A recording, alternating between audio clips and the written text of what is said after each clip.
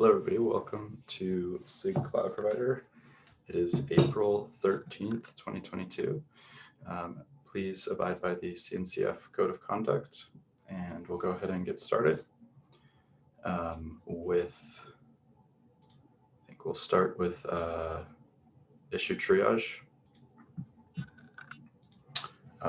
So we have 3 with needs triage label in the KK tagged with SIG Cloud Provider. Go ahead and open them all up. Starting with GCE PD storage driver can leaks regional GCE PD when related PV is deleted.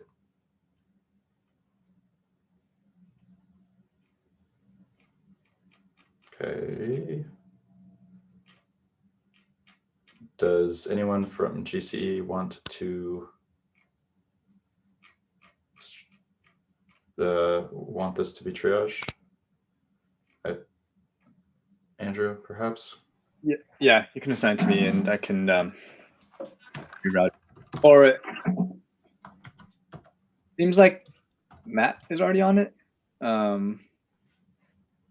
But I think it'd be okay to even remove our SIG and assign it to Matt, because he's active member of SIG storage and seems like he's already looking at it.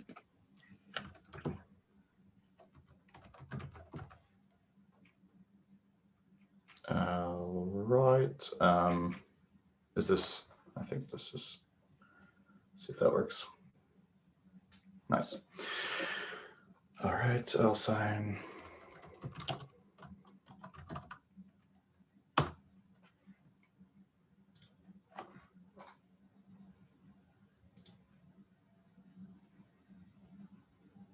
GoVet loss cancel errors in legacy cloud providers files.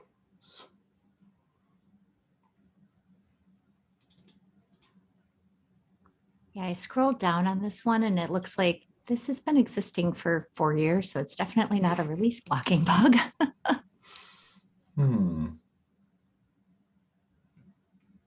Is there a specific provider where it's leaking, or is it? Looks like vSphere is the example they gave. It may affect other legacy cloud providers. I don't suppose we can give the answer of move to outer tree provider. I mean, are we going to fix a 4-year-old bug in something we don't want people to use? I don't know. Yeah, it seems pretty low priority. If somebody wants to offer a fix for this, then we can obviously accept it. But what do you think? Accept the triage or?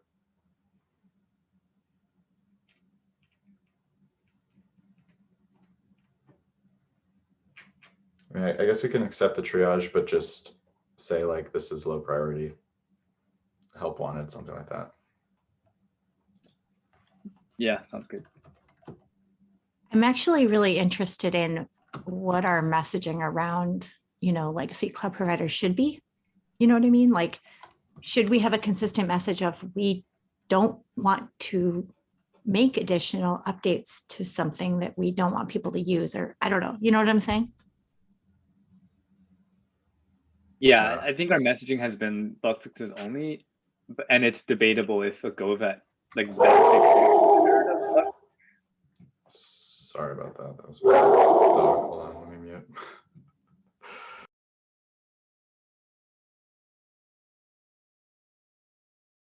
I think we know how the dog feels. Project we disabled vet, we disabled GoVet checks, which is probably why we don't. This error doesn't actually come up in any of our CI checks, but if someone else is running GoVet on their own CI for Kubernetes, and they'd run into it.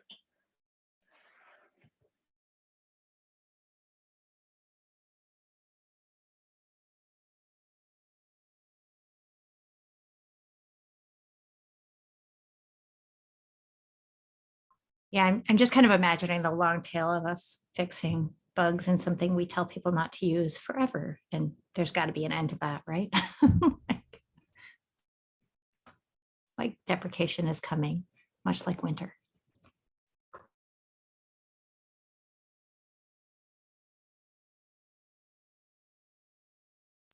Okay, sorry if my dog continues to bark. Somebody is at the door, but probably just dropping off a package. So next one. Service selector update is ignored when handle update event. I think this was fixed, wasn't it? Or someone from Microsoft fixed this, I think. But maybe it wasn't cross-referenced. I mean, I know that mixed protocols in type load balancer is moving from alpha to beta, but I don't think that really intersects here. Mixed protocols isn't complete error. Was this the one that was just merged, Andrew, like pretty recently, or? Yeah, I put the bug in the chat. This is the one we're talking about, Bridget, about the cherry picks. Maybe we can right. maybe we can assign this to the author of the bug fix that merge and ask him to check if it's the same. Yeah. I'm putting the person you could assign it to in the chat, if that's helpful. Okay. Because I'm going to be chatting with him.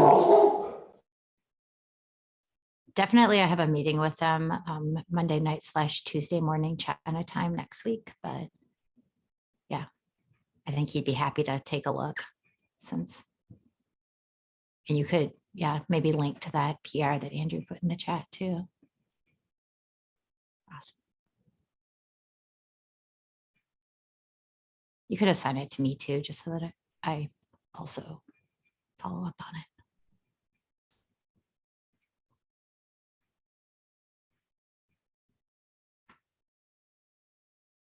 Thanks for putting that together, Andrew. I know we were just looking at that one.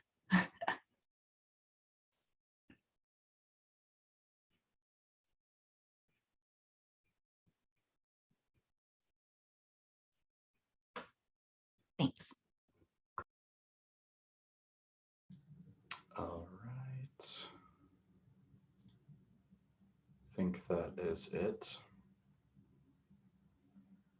for triage.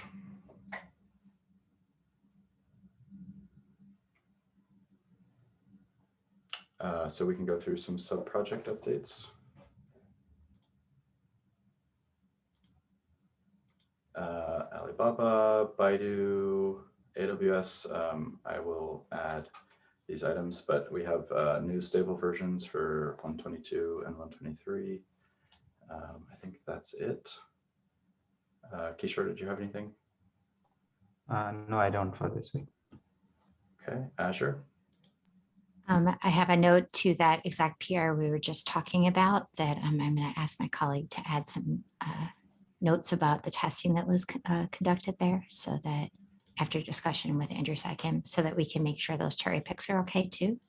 And then we did get another version out just recently of Cloud Provider Azure with bug fixes.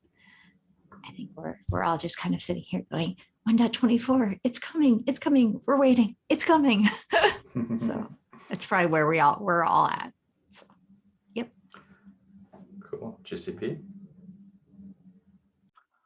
I added, sorry, I added a testing update there. So like one thing that I'm starting to look at more for 125 is tests and trying to get more pre-submit, post-submit tests running the external version of the cloud provider and the kubelet credential provider and other externalized stuff.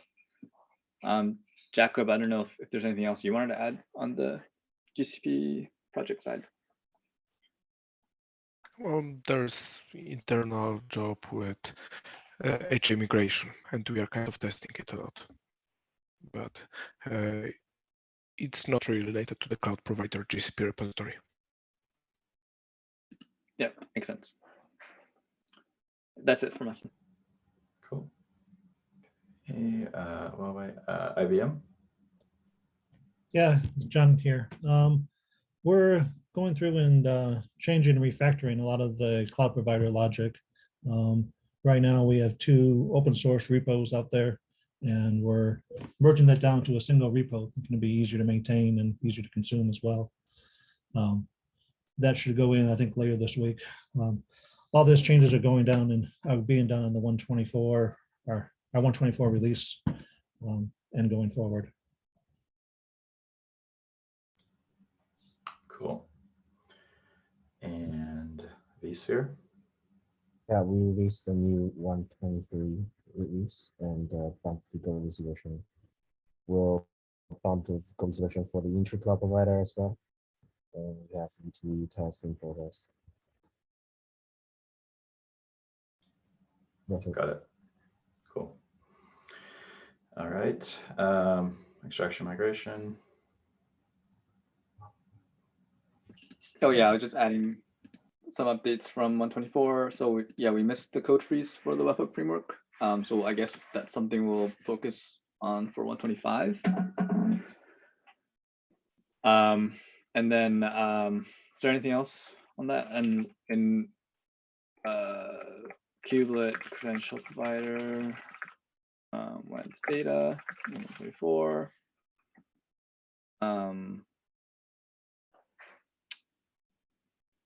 And then, oh yeah, HA leader migration 1HA. So those are kind of the changes to watch out for 124. Cool. One agenda item. Steve, you want to take it away?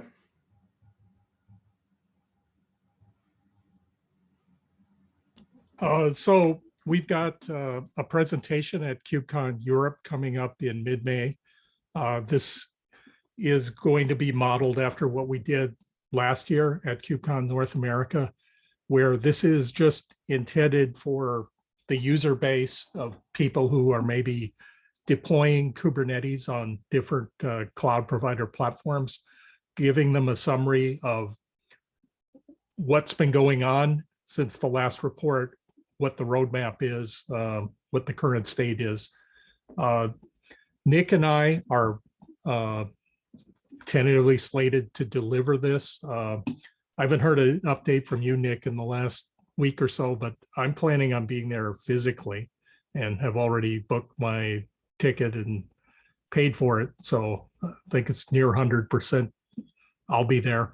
But like at KubeCon North America, it's a hybrid event. So we would like to have individual lightning talk presentations put on by people behind all of the cloud, the platform specific cloud providers. So the idea would be that these would be nominally 3 minutes in length. Last time, some people went a little over. We'd like to have people prepare these in the form of an MP4 video with 2 or 3 slides that we'll incorporate in the deck that goes out to the audience later. And this would cover, you know, where you've been in the past year, any recent developments, recent features, recent bug fixes that you want to cover and could cover in 3 minutes, as well as your roadmap of what you expect to happen in the next 6 months to year timeframe. So throwing that out there, I'd like to have them by May the 2nd, which would give me time to edit these things together, because we would be playing these on stage and we want to stitch these together rather than have the waste of time involved with kicking off individual videos one at a time. There are examples out there that I've dropped in the notes document. So there's a link to the draft deck for this year. There's also a link to the actual deck used last year. And in that deck, I'm not sure that you can examine it decently using Google Slides. Maybe you can, I just haven't tried, but it is saved as a PowerPoint doc, because I know PowerPoint, despite it being commercial, it is pretty good at stitching in a video into a deck so that when you advance to a slide with it, it just starts playing. And then also I put a link to the YouTube recording of that session the KubeCon North America, if you want examples. We had a number of the cloud providers that prepared these little lightning talks last year. So, and the perception was it went pretty well. We had pretty good attendance physically in the room. I'm not sure I ever went to the CNCF to ask how many people also watched it online, but I think that if you're a cloud provider, that this is worth doing because it's a way for you to reach out to your broader audience of users. So any questions, comments?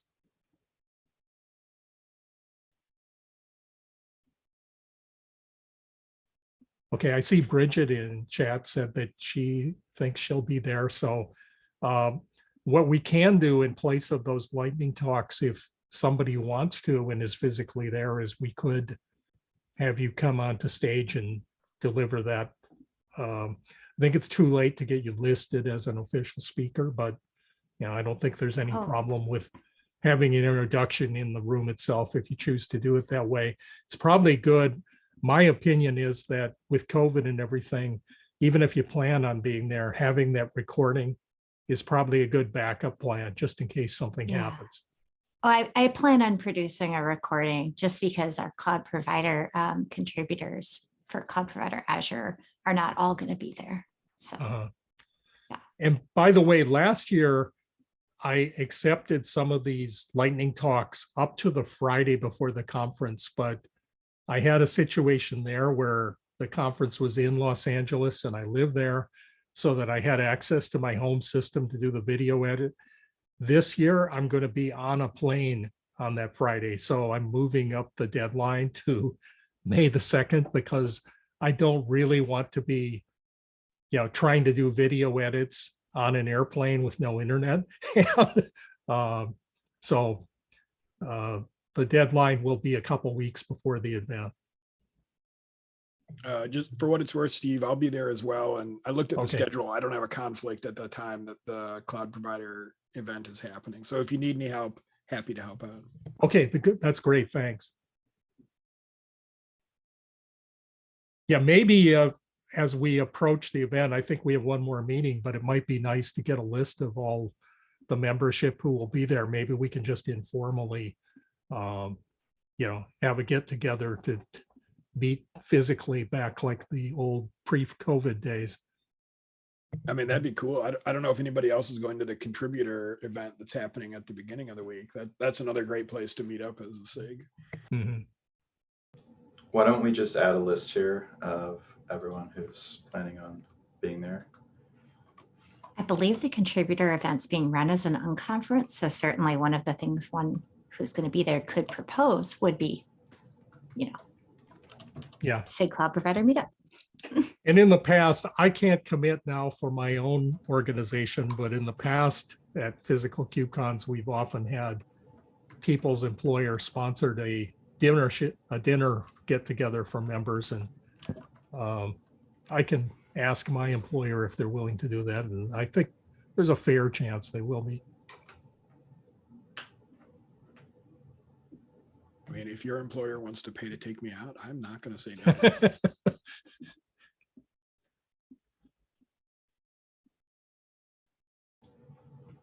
All right, I added a few names. If you're going to be there, put your name in the list, and we'll definitely meet up. Okay, well, I think that covers the agenda topic I put on. Any further things on this topic, just throw them down in the cloud provider SIG Slack channel, I guess, and that works. Cool. Andrew, you have an item for outstanding issues and PRs for 124? Yeah, I just wanted to check if anyone had like a bug fix or something that was just outstanding that could use more attention from the group.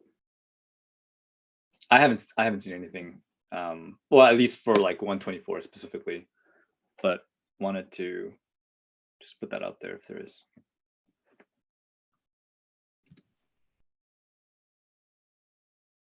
If not, just we can skip.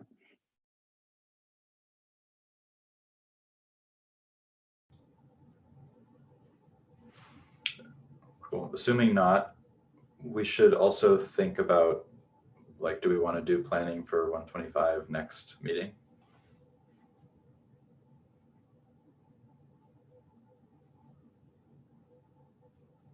I kind of Yeah. like the approach SIG Network uses of just at least trying to put the things in the columns of a project board. Like, these are the ones we think we might be able to move. And then, you know, if we do or we don't, but at least we've kind of noted which ones we think we're going to. I see Andrew nodding, so perhaps that's resonating with him. Yeah. So you propose that we kind of have like a things that we're we're planning on doing, what other columns, and then as we complete them, we move them over to completed, or like kind of like a Kanban approach, or I think like, is this something we're checking in with every meeting, or is this like a planning session? I mean, it's kind of an ongoing thing, but yeah, I mean, if we want to say, hey, just kind of low key, low impact, these are the caps that we think we might want to try to move forward. Sometimes it's a good idea to kind of maintain the list in GitHub. I'll find the example of how SIG Network does it. Maybe that can illustrate what I mean. Cool. Sounds good. I'll just put a note here.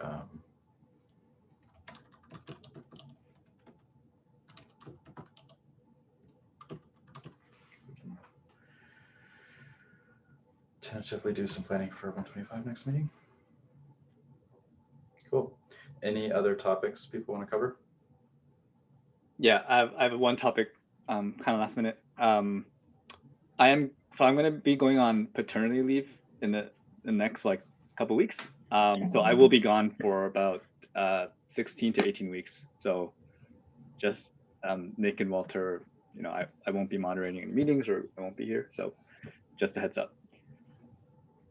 Cool. I mean, I think I can probably fill in if everyone is okay with that. By me. Yeah, that would be appreciated on my part. Definitely. Thanks, y'all. Cool. Well, congratulations, Andrew. Thanks. All right, cool. Wrapping up, I will go ahead and end the recording. Yeah, bye. Congrats, Andrew. Yeah, thanks. Later.